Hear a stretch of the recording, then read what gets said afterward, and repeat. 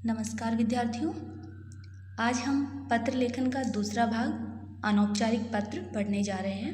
पिछले वीडियो में हमने पत्र लेखन क्या होता है और उसके दो भाग होते हैं, एक औपचारिक पत्र और एक अनौपचारिक पत्र। औपचारिक पत्र हम पिछले वीडियो में पढ़ चुके हैं। आज हम पढ़ने जा रहे हैं अनौपचारिक पत्र क्या होते हैं। अनौपचारिक पत्र को हम व्यक्तिगत पत्र भी कहते हैं। व्यक्तिगत रूप से अपने माता पिता, पुत्र पुत्री, मित्र, संबंधी आदि को लिखे गए पत्र व्यक्तिगत पत्र कहलाते हैं। अनौपचारिक पत्र विविधतापूर्ण होते हैं तथा इनमें सूचनाओं के साथ साथ भावनाओं का भी आदान प्रदान होता है। इसमें संबोधन, अभिवादन, औपचारिकता, शिष्टाचार आदि पर बहुत ध्यान दिया जाता है। औपचारिक पत्र मुख्य रूप से 4 प्रकार के होते हैं और 4 से ज़्यादा भी इनको नाम दिए गए हैं। विविध प्रकार के होते हैं। मुख्य रूप से हम इन्हें 4 भागों में विभक्त करते हैं: बधाई पत्र, शुभकामना पत्र, निमंत्रण पत्र, संवेदना पत्र।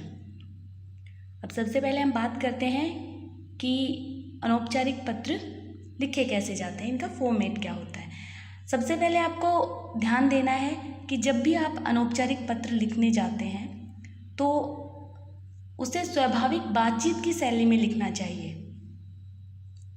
आप सामने वाले से संवाद कर रहे होते हैं, इसमें सामान्य शिष्टाचार का पालन होना चाहिए। संबोधन और अभिवादन में शिष्टाचार दिखना चाहिए, उसकी झलक दिखनी चाहिए।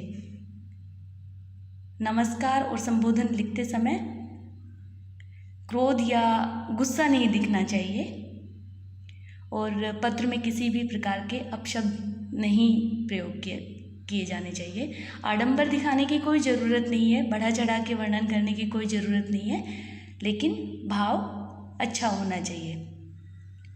तो सबसे पहले हम बात करते हैं पत्र कैसे लिखे जाते हैं। पत्र हमेशा बाएं तरफ से लिखना शुरू करते हैं। सबसे पहले आप क्या करेंगे, पत्र के ऊपर बाईं ओर पत्र लेखक का नाम लिखेंगे। आप लिख रहे हैं तो सीधी सी बात है, आप अपना नाम लिखेंगे। आप प्रेषक होंगे, आप अपना नाम लिखेंगे और अपना पता लिखेंगे। जो व्यवसायी लोग होते हैं वो लोग तो अपना लेटर पैड बनवा के रखते हैं। तो आपको क्या करना होगा, अपना नाम लिखना होगा और अपना एड्रेस लिखना होगा। उसके बाद आप एक लाइन छोड़कर दिनांक लिखेंगे, उस दिन की डेट लिखेंगे। उसके बाद आप लिखते हैं संबोधन। संबोधन क्या होता है? संबोधन पहले आप किसे पत्र लिख रहे हैं ये पता होना चाहिए। अगर आप अपने दादा दादी, मामा, माताजी, पिताजी इनको पत्र लिख रहे हैं, या अपने बड़े भाई बहन को पत्र लिख रहे हैं, अपने दोस्त को, मित्र को पत्र लिख रहे हैं, छोटे भाई बहनों को लिखा जा रहा है, या पत्र कोई अपने पुत्र या पुत्री को लिख रहा है, तो उनके लिए संबोधन भी डिफरेंट हो जाते हैं, चेंज हो जाते हैं। अगर आप अपने दादाजी को या पिताजी को पत्र लिख रहे हैं तो आप उनके लिए यूज़ करेंगे पूजनीय पिताजी या पूज्य दादाजी।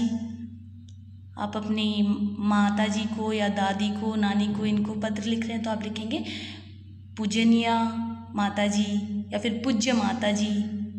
इस तरह से आप यूज़ करेंगे। बड़े भाई या बड़ी बहन को आप पत्र लिख रहे हैं तो आप लिखेंगे आदरणीय बहन जी या आदरणीय भैया, कुछ इस तरह से। मित्र को लिख रहे हैं तो आप मित्रवर लिख सकते हैं, प्रियवर लिख सकते हैं, या स्नेही मित्र लिख सकते हैं, या प्रिय मित्र लिख सकते हैं। छोटा भाई बहन है तो आप प्यारा भाई, प्यारी बहन, इस तरह के शब्दों का प्रयोग कर सकते हैं। और संबोधन के बाद आप आगे बढ़ते हैं, फिर अभिवादन किया जाता है। अभिवादन आप सबके लिए अलग तरह से यूज़ करेंगे। जैसे अगर आप दादाजी या पिताजी को कर रहे हैं तो आप क्या लिखेंगे, संबोधन होगा आपका पूज्य दादाजी, अभिवादन सादर चरण स्पर्श या सादर प्रणाम या सादर नमस्कार। ऐसे ही माताजी और दादी जी, मामी जी, इन सब के लिए आप यूज़ करेंगे। संबोधन होगा आपका पूज्य माता जी, अभिवादन होगा सादर प्रणाम या सादर चरण स्पर्श, इस तरह से। अगर आप बड़े भाई बहन के लिए हैं तो तब भी आप अभिवादन में सादर प्रणाम लिख सकते हैं। मित्र के लिए आप सस्नेह नमस्कार लिख सकते हैं, प्रेम लिख सकते हैं, स्नेह, मधुर स्मृति। छोटा भाई बहन है तो उनके लिए स्नेह या प्रेम। और अगर आप पुत्र या पुत्री को लिख रहे हैं तो उनके लिए संबोधन आपका प्रिय पुत्र या प्रिय पुत्री हो सकता है, और अभिवादन आप सुखी रहो यूज़ कर सकते हैं। उसके बाद आता है आपका मेन पार्ट मुख्य विषय का, कि आप किस तरह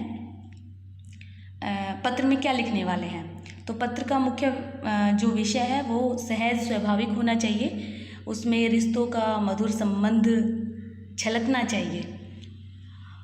उसके लिए आप विषय का आरंभ करेंगे। विषय का आरंभ कैसे किया जाता है, आप स्टार्टिंग करेंगे कि आपका पत्र मिला, पढ़कर हमें सभी हालचाल मालूम हुआ, आशा है आप स्वस्थ हैं और प्रसन्न होंगे, कुछ इस तरह से। और विषय का जो अंत करते हैं, जो भी आपने बीच में लिखना है वो आप अपना लिख सकते हैं विषय। उसके बाद उसको आप समाप्ति की तरफ जब ले जा रहे होते हैं पत्र को, तो आप लिखेंगे कि माता पिता को मेरी ओर से सादर नमस्कार कहना, या चाचा चाची को प्रणाम, या दादा दादी को, इस तरह से आप अपने यूज़ करेंगे। या फिर आप लिख सकते हैं जैसे शेष मिलने पर, या आज इतना ही, अच्छा फिर मिलेंगे। इस तरह से आप विषय का अंत कर सकते हैं। उसके बाद आता है उपसंहार। उपसंहार में आप क्या करते हैं, पत्र का बिल्कुल अंत आ जाता है तो आप उसमें लिखते हैं आपका सुपुत्र लिखेंगे या भवदीय लिखेंगे, या आपका, अगर आप छोटे हैं तो आप लिखेंगे आपका अनुज। अगर आप अपने पिताजी को लिख रहे थे पत्र तो आप लिखेंगे आपका प्रिय पुत्र। इस तरह से लिखेंगे और अपना नाम। ये एक तरह से फॉर्मेट है। अभी हम एक एग्जांपल लेते हैं इसका। मान लीजिए आपके एग्ज़ाम में एक प्रश्न आता है, आप राम वर्मा 184 विकासपुरी दिल्ली के निवासी हैं। आपका मित्र कमल 106 शिवाजी नगर नागपुर निवासी, कक्षा में प्रथम आया है, उसे बधाई पत्र लिखिए। अब आपको क्या करना है, आप राम वर्मा हैं, आपका एड्रेस दिया गया है जो है 184, ये आपका मकान नंबर, विकासपुरी दिल्ली के आप रहने वाले हैं।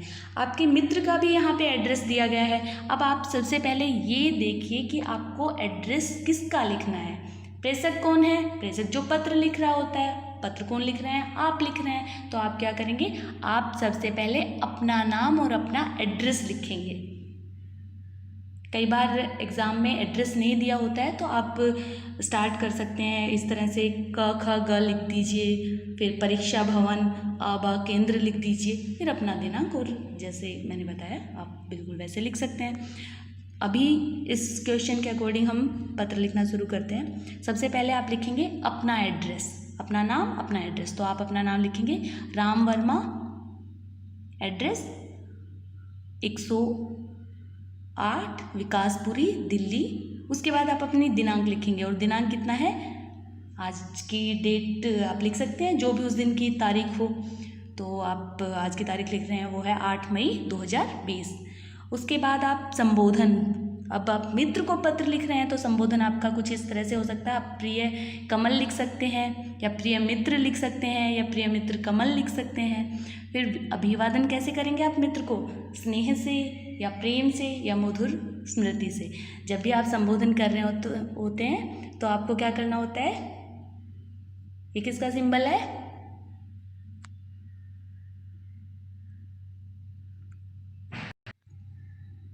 हाँ जी, इसे इंग्लिश में साइन ऑफ एक्सक्लेमेशन कहते हैं और हिंदी में विस्मयादिबोधक चिन्ह।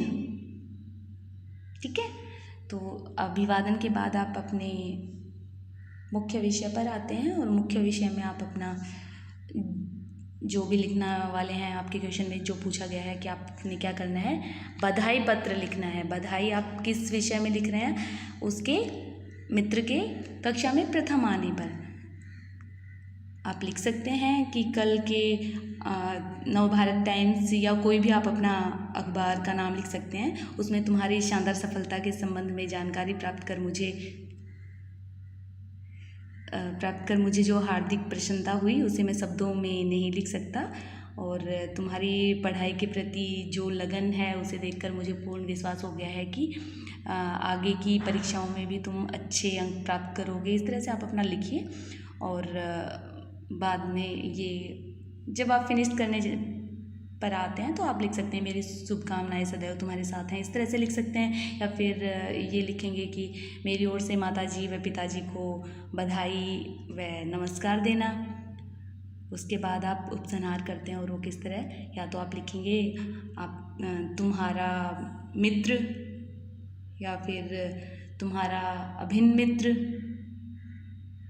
और फिर अपना नाम। इस तरह से आप अनौपचारिक पत्र लिखते हैं। अनौपचारिक पत्र में बधाई पत्र लिखे जाते हैं और धन्यवाद पत्र भी लिखते हैं। इसके साथ अभी हमने बताया शुभकामना, निमंत्रण, संवेदना पत्र। अनौपचारिक पत्र में बस ध्यान रखने योग्य बातें ये है कि जब आप पत्र लिखते हैं तो पत्र में अगर आप बधाई पत्र लिख रहे हैं तो खुशी से शुरू होनी चाहिए, शाबाशी और शुभकामना से समाप्ति होनी चाहिए और पूरे पत्र में प्रशंसात्मक भाव होना चाहिए, व्यक्तिगत खुशी का एहसास हो और इसमें जो सफलता का विषय है उसको प्राथमिकता देनी चाहिए। अगर आप धन्यवाद पत्र लिख रहे हैं तो वो बहुत संक्षिप्त हो सकता है, छोटे रूप में हो सकता है और धन्यवाद या कृतज्ञता से उसको शुरू कर सकते हैं और धन्यवाद पर समाप्त कर सकते हैं। इसमें उपकार या सहयोग का महत्व बताया जाता है और गहरी आत्मीयता व सच्चाई उसमें दिखनी चाहिए। शुभकामना पत्र आप इसी तरह से शुरू करेंगे और उसमें अभी जो हमने वो बधाई पत्र भी कुछ इसी तरह का था, शुभकामना भी आप इसी तरह से दे सकते हैं। संवेदना पत्र में भी आपको सहानुभूति से भरा हुआ होना चाहिए आपका पत्र और उसमें अगर संवेदना है तो आप क्या करेंगे, दुख की अनुभूति को उसमें प्रकट करेंगे और हमदर्दी का भाव होना चाहिए। इस तरह से आप अपने अनौपचारिक पत्र लिख सकते हैं। आज के वीडियो में इतना ही। धन्यवाद।